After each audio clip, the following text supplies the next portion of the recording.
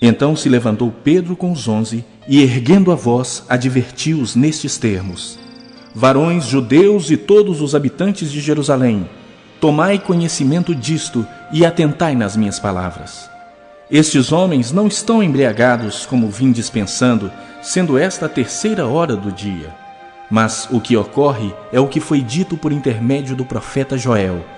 E acontecerá nos últimos dias, diz o Senhor, que derramarei do meu espírito sobre toda a carne.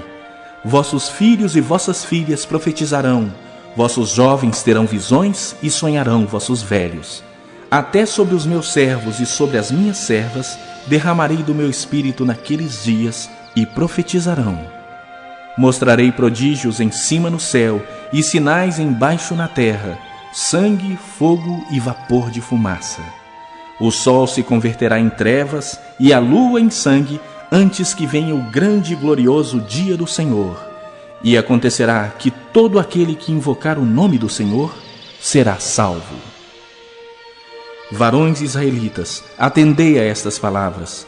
Jesus, o Nazareno, varão aprovado por Deus diante de vós com milagres, prodígios e sinais, os quais o próprio Deus realizou por intermédio dele entre vós, como vós mesmos sabeis, sendo este entregue pelo determinado desígnio e presciência de Deus, vós o matastes, crucificando-o por mãos de iníquos, ao qual, porém, Deus ressuscitou, rompendo os grilhões da morte, porquanto não era possível fosse ele retido por ela. Porque a respeito dele diz Davi: diante de mim via sempre o Senhor, porque está à minha direita, para que eu não seja abalado. Por isso se alegrou o meu coração, e a minha língua exultou. Além disto, também a minha própria carne repousará em esperança, porque não deixarás a minha alma na morte, nem permitirás que o teu santo veja corrupção. Fizeste-me conhecer os caminhos da vida, encher-me-ás de alegria na tua presença.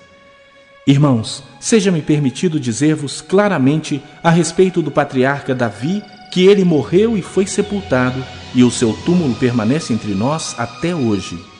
Sendo, pois, profeta, e sabendo que Deus lhe havia jurado que um dos seus descendentes se assentaria no seu trono, prevendo isto, referiu-se à ressurreição de Cristo, que nem foi deixado na morte, nem o seu corpo experimentou corrupção. A este Jesus Deus ressuscitou, do que todos nós somos testemunhas. Exaltado, pois, à destra de Deus, tendo recebido do Pai a promessa do Espírito Santo, derramou isto que vedes e ouvis. Porque Davi não subiu aos céus, mas ele mesmo declara: disse o Senhor ao meu Senhor: assenta-te à minha direita, até que eu ponha os teus inimigos por estrado dos teus pés. Esteja absolutamente certa, pois, toda a casa de Israel, de que a este Jesus que vós crucificastes, Deus o fez Senhor e Cristo.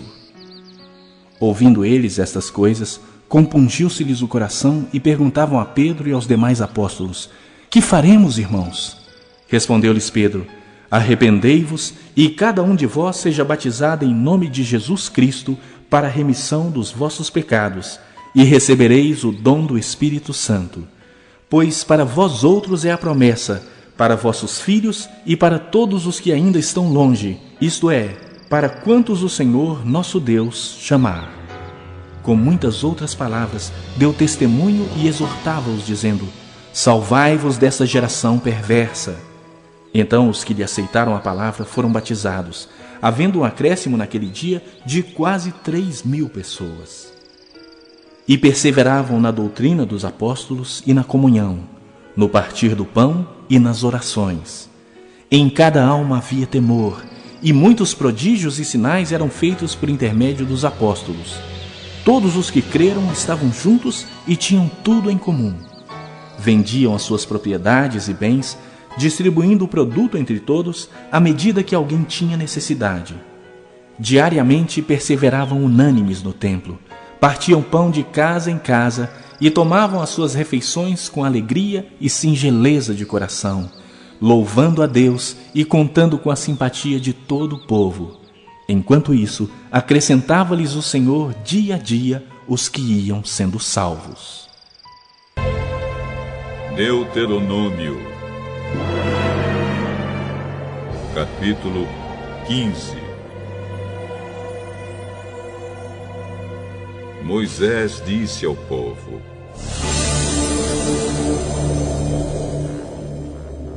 de 7 em 7 anos, todas as dívidas serão perdoadas. Isso será feito assim: quem tiver emprestado dinheiro a outro israelita, perdoará a dívida. Ele não exigirá pagamento, pois o Senhor Deus declara que a dívida foi perdoada. Vocês podem exigir que os estrangeiros paguem, mas devem perdoar as dívidas dos seus patrícios israelitas.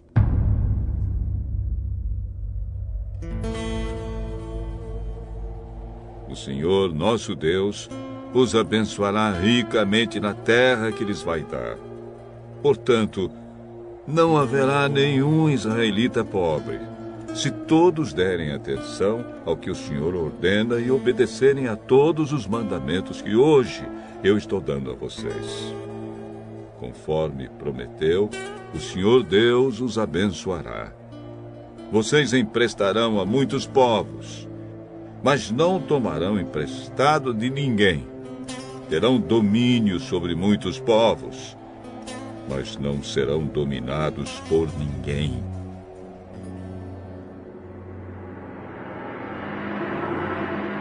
Se houver um israelita pobre em qualquer cidade da terra que o Senhor, nosso Deus, vai dar a vocês, tenham pena dele e o ajudem. Sejam generosos e emprestem todo o dinheiro que ele precisar. Se isso acontecer quando estiver perto o 7º ano, o ano em que as dívidas são perdoadas, talvez você pense em não ajudar o necessitado. Afaste esse mau pensamento e ajude o seu patrício israelita. Senão, ele gritará a Deus contra você e você será culpado de pecado. Não dê com tristeza no coração, mas seja generoso com ele. Assim o Senhor, nosso Deus, abençoará tudo o que você planejar e tudo o que fizer. Sempre haverá pobres e necessitados no meio do povo.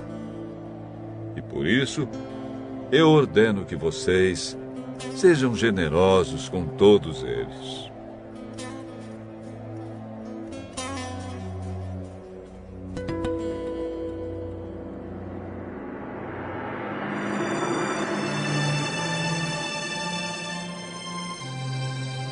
Se um israelita, seja homem ou mulher, for vendido a você como escravo, ele será o seu escravo 6 anos. No 7º ano, você lhe dará a liberdade. E quando ele for embora, não o deixe ir sem lhe dar alguma coisa. Seja generoso com as bênçãos que o Senhor Deus derramou sobre você. Dê ao escravo ovelhas, cereais e vinho. Lembre que você foi escravo no Egito e que o Senhor, nosso Deus, o tirou de lá. É por isso que eu estou dando essa ordem a você hoje.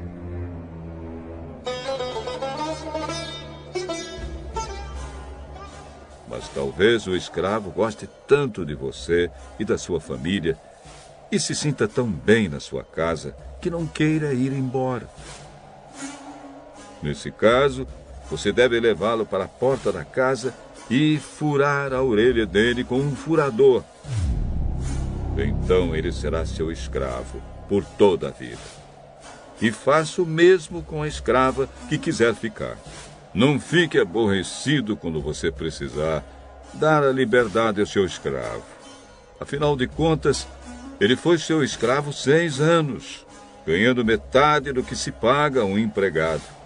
Faça o que eu mando e o Senhor Deus abençoará tudo o que você fizer.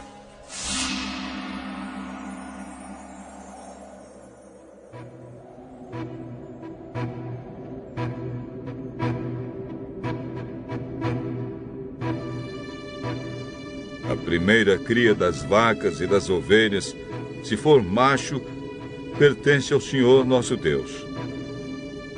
Portanto, não usem no trabalho essas crias das vacas e não cortem a lã dessas crias das ovelhas. Todos os anos, levem esses animais para o lugar de adoração escolhido por Deus, o Senhor. E ali, na presença de Deus, vocês e as suas famílias comam a carne deles. Porém, se um desses animais tiver algum defeito, se for cego ou aleijado, ou tiver outro defeito grave, não poderá ser oferecido em sacrifício ao Senhor. A carne desse animal deverá ser comida em casa. Todos vocês, tanto os que estão puros como os que estão impuros, poderão comer a carne desses animais defeituosos, como se comessem carne de gazela ou de veado. Porém, não comam o sangue. Despejem o sangue no chão, como se fosse água. Deuteronômio, capítulo 16.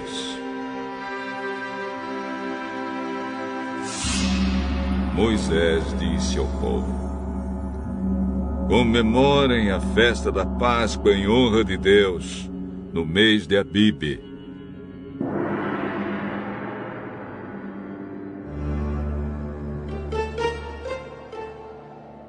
Pois foi numa noite desse mês que o Senhor, nosso Deus, tirou vocês do Egito.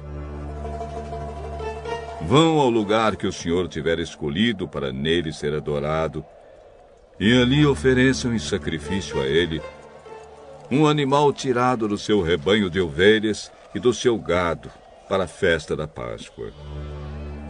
Durante a semana da festa, não comam pão feito com fermento.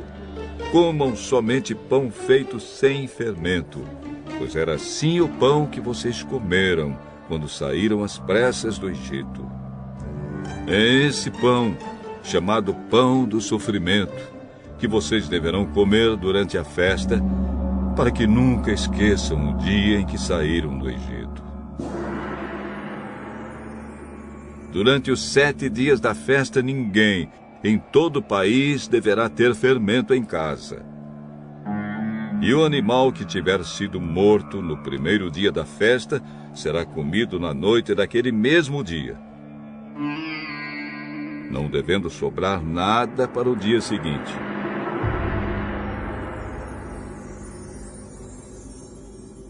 Os animais oferecidos em sacrifício na Páscoa deverão ser mortos em um lugar só, isto é, no lugar de adoração escolhido pelo Senhor, nosso Deus.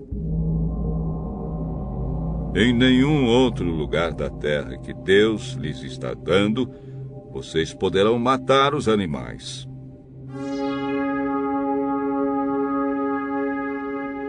Matem os animais ao pôr do sol, pois foi nessa hora que vocês saíram do Egito. Cozinhem e comam o animal ali no lugar de adoração escolhido por Deus. E na manhã seguinte, voltem para casa. Nos 6 dias seguintes, só poderá ser comido pão sem fermento. E no 7º dia, haverá uma reunião especial em honra do Senhor, nosso Deus. Nesse dia, vocês não trabalharão. 7 semanas depois de começarem a colher os cereais, comemorem a festa da colheita em honra do Senhor, nosso Deus. Ofereçam a Ele o que quiserem, de acordo com as bênçãos que Deus tiver dado a vocês. E na presença de Deus, no lugar que Ele tiver escolhido para nele ser adorado, todos deverão festejar e se alegrar. Vocês, os seus filhos e as suas filhas, os seus escravos e as suas escravas, e os levitas, os estrangeiros, os órfãos e as viúvas que moram nas cidades onde vocês vivem. Não esqueçam que vocês foram escravos no Egito. Obedeçam fielmente a essas leis.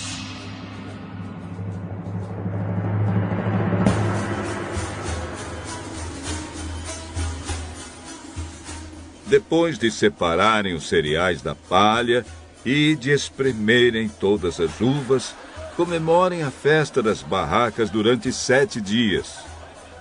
Todos devem festejar alegremente. Vocês, os seus filhos e as suas filhas, os seus escravos e as suas escravas, e os levitas, os estrangeiros, os órfãos e as viúvas que moram nas cidades onde vocês vivem. Festejem durante 7 dias em honra do Senhor, nosso Deus, no lugar que Ele tiver escolhido para nele ser adorado. Fiquem contentes e alegres, pois o Senhor lhes dará boas colheitas e abençoará tudo o que vocês fizerem.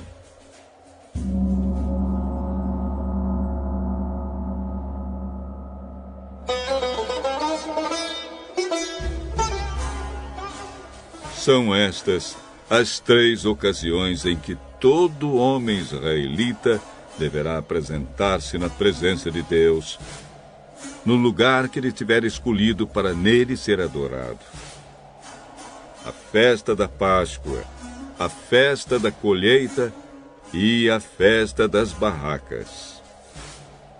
Que ninguém vá sem levar alguma coisa para oferecer a Deus.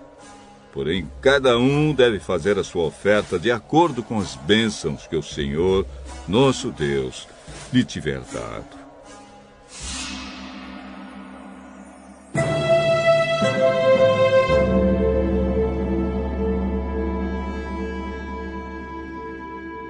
Nas cidades que o Senhor, nosso Deus, lhes der, vocês devem escolher juízes e outras autoridades para cada tribo.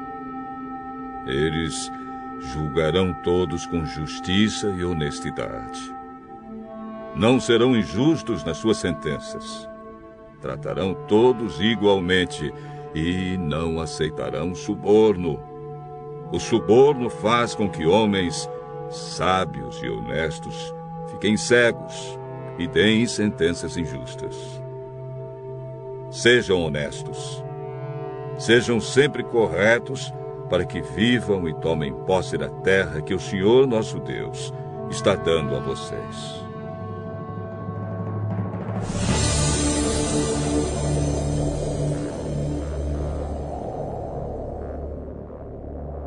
Quando vocês construírem um altar para adorar a Deus, o Senhor, não coloquem perto dele um poste ídolo ou uma coluna do deus Baal. O Senhor, nosso Deus, detesta esses ídolos pagãos. Jó, capítulo 11. Então Zofar, da região de Naamá, em resposta disse: Será que todo esse palavrório vai ficar sem resposta? Por acaso, quem fala muito é quem tem razão? Jó, você pensa que não temos resposta? Pensa que as suas zombarias vão nos fazer calar a boca? Você diz que o seu modo de pensar está certo e afirma que é inocente diante de Deus. Eu gostaria que Deus falasse e lhe desse uma resposta. Ele lhe ensinaria os segredos da sabedoria, pois há mistérios na explicação das coisas. Assim, você veria que Deus o está castigando menos do que você merece. Você pensa que pode descobrir os segredos de Deus e conhecer completamente o Todo-Poderoso? O céu não é limite para Deus, mas você não pode chegar até lá. Deus conhece o mundo dos mortos, mas você não conhece. Ele é maior do que a terra, mais vasto do que o mar.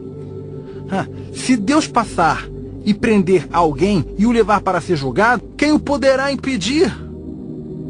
Deus conhece as pessoas que não valem nada. Ele nunca deixa de ver as suas maldades. No dia em que os jumentos selvagens nascerem mansos, as pessoas sem juízo vão ter sabedoria. Jó, vire o coração para Deus e ore com as mãos estendidas para Ele. Abandone o pecado que mancha as suas mãos e não deixe que a maldade more na sua casa.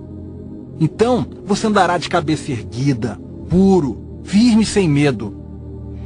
Você não lembrará dos seus sofrimentos, que serão como águas passadas que a gente esquece. A sua vida brilhará mais do que o sol do meio-dia, e as suas horas mais escuras serão claras como o amanhecer. Você viverá seguro e cheio de esperança. Deus o protegerá e você dormirá tranquilo. Quando você estiver descansando, nada o assustará, e muita gente virá lhe pedir ajuda. Porém, os maus olharão em redor, desesperados, e não acharão lugar para onde fugir. Para eles, a morte será a única esperança.